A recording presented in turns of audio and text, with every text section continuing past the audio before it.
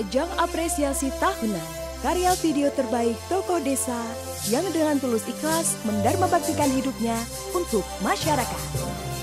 Mendorong kreativitas dan kepedulian generasi muda, serta memberikan motivasi dan inspirasi bagi kemunculan tokoh-tokoh baru desa lainnya. Dalam rangka Bulan Bung Karno dan menyambut Hari Kemerdekaan Republik Indonesia, BKN PDI Perjuangan mempersembahkan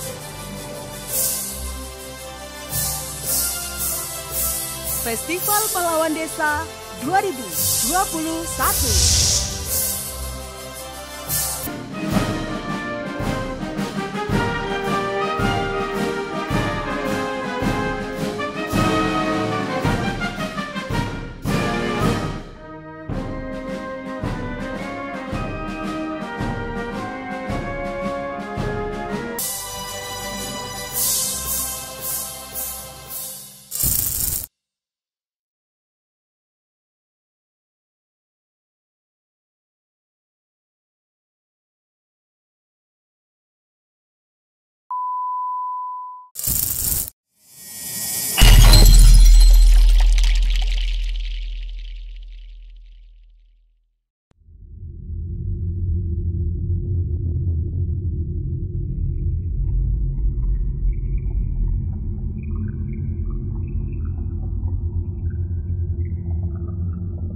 Alam itu diciptakan seimbang, sehingga kalau manusia itu mengalihkan dengan merusaknya, maka yang muncul adalah bencana.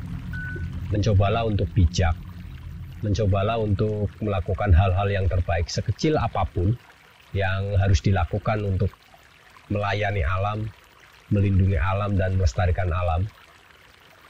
Itu adalah kewajiban kita. Karena dengan kita menjaga alam, maka alam pun juga akan sebaliknya menjaga kita. Saya Mas Edi, saya pegiat lingkungan dan saya menggagas Desa Wisata Mangrove Dukuh Pandansari. Awalnya kampung kami adalah merupakan kampung bencana yang sejak tahun 1985 kampung kami terkena abrasi sampai hari ini itu kurang lebih sekitar 1.200 hektar. Dan itu menjadi bahaya yang sangat mengerikan, dampak dari tekanan alam, kemudian efek dominonya adalah tekanan ekonomi, tekanan sosial, tekanan kebijakan, dan tekanan-tekanan yang lainnya. Di tahun 2005, masyarakat mulai sadar bahwa lebih baik kita menyalakan lilin daripada kita mengumpat kegelapan. Itu yang menjadi dasar kuat kami bersama masyarakat untuk mengedepankan perjuangan, gotong royong, serta kerja-kerja yang dilandasi atas ketulusan dan keikhlasan. Akhirnya kami mulai 2005 melakukan rehabilitasi mangrove. Sampai sekarang itu sudah ada 4.300.000 batang yang sudah ditanam, memanjang 1,8 km, terhampar 260 hektar. Dan itu menjadi sebuah prestasi yang sangat luar biasa.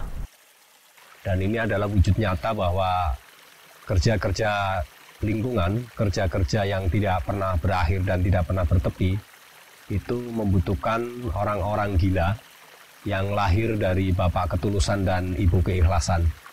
Dan orang-orang gila ini adalah gerakan insan lestarikan alam atau gali ide langsung aksi. Jadi kita tidak terlalu banyak konsep, tidak terlalu banyak aturan. Kalau memang itu baik menurut kita, baik menurut alam, maka apapun yang sudah kita gagas harus segera Setelah kami melaksanakan kegiatan rehabilitasi mangrove, itu ternyata dampak yang sudah didapatkan baik secara fisik, ekonomi maupun secara biologi sangat luar biasa buat kehidupan dan pendapatan masyarakat kami, terutama nelayan-nelayan kecil.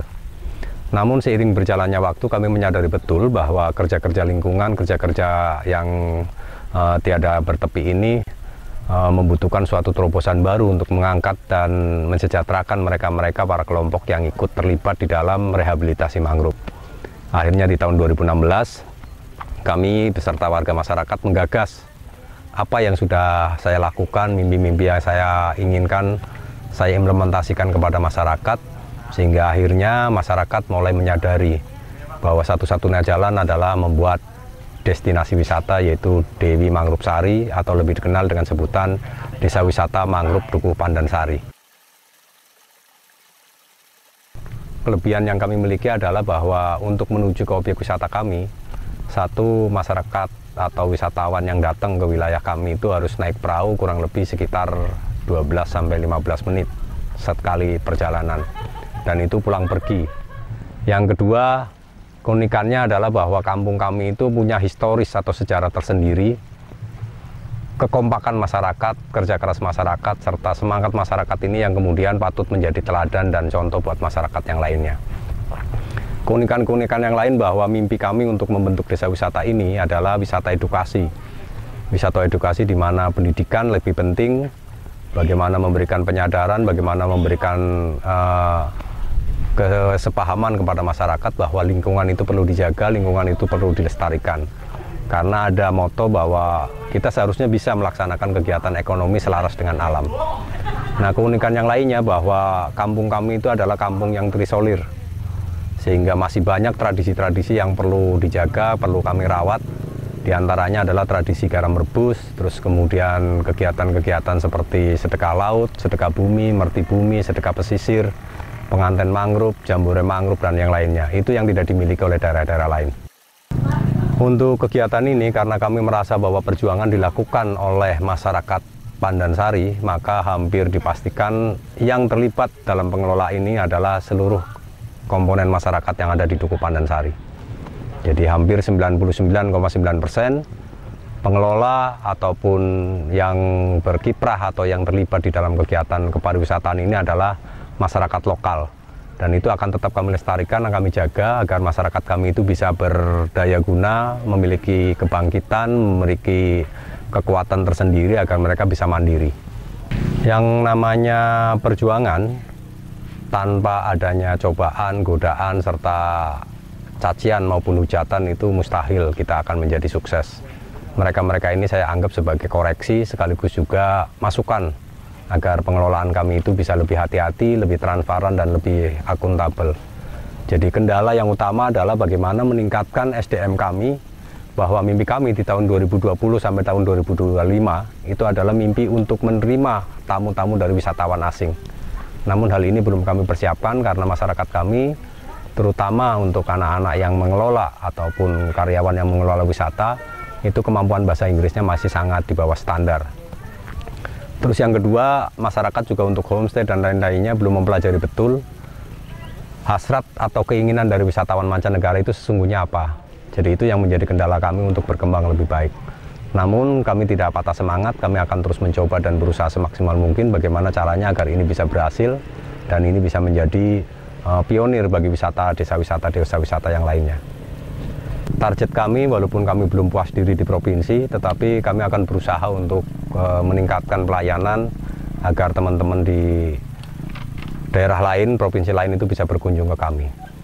Dulu pernah ada anggota DPR dari Komisi 11 itu menyatakan bahwa kami lebih indah dari Phuket, Thailand, dan kami memiliki keanekaragaman, kami memiliki keunikan tersendiri. Di sana ada kawasan konservasi, di sana ada kawasan untuk kegiatan-kegiatan rehabilitasi mangrove dan lingkungan.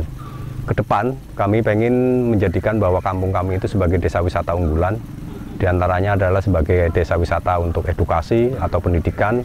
Di sana nanti ada permainan, ada outbound, ada taman labirin, taman kupu-kupu, taman bunga. Itu nanti untuk pengembangan wilayah timur. Sedangkan untuk wilayah pantainya akan kami kembangkan untuk olahraga air, sehingga olahraga air ini akan menjadi sebuah atraksi, sekaligus juga tontonan, sekaligus juga pendapatan buat calon-calon para atlet. Syukur-syukur atlet-atlet ini bisa dilahirkan dari Kabupaten Brebes, terutama untuk water sport atau olahraga air. Penghargaan Kalpataru itu adalah penghargaan tertinggi di bidang lingkungan. Saya tidak pernah bermimpi bahwa saya akan mendapatkan itu. Tetapi ternyata Tuhan itu berencana lain. Artinya, saya tidak pernah merasa bangga atau tidak pernah merasa kepengin untuk mendapatkan Kalpataru. Karena Kalpataru itu diusulkan oleh orang lain. Diusulkan oleh pihak luar, jadi bukan diusulkan oleh pribadi atau diusulkan oleh kelompok sendiri. Dan saya berharap generasi penerus kita itu untuk tidak mudah patah semangat, karena Indonesia itu kaya, Indonesia itu luar biasa, dan maritim kita adalah masa depan buat bangsa dan negara Indonesia. Negara poros maritim tidak akan bisa terwujud manakala masyarakat pesisirnya tidak berdaya. Dan kami mencoba untuk mengimplementasi apa yang diinginkan oleh pemerintah kita, bahwa kita akan dijadikan sebagai negara poros maritim dunia. Dan mulai dari kampung sekecil inilah kami mencoba mengimplementasikan, menerjemahkan apa yang diinginkan oleh pemerintah, yaitu menguatkan masyarakat pesisir. Dan kami sangat bangga dan berharap bahwa kejayaan maritim kita akan kembali berjaya pada masa-masa yang akan datang, sesuai dengan apa yang pernah disampaikan oleh leluhur kita, bahwa nenek moyang kita adalah seorang pelaut.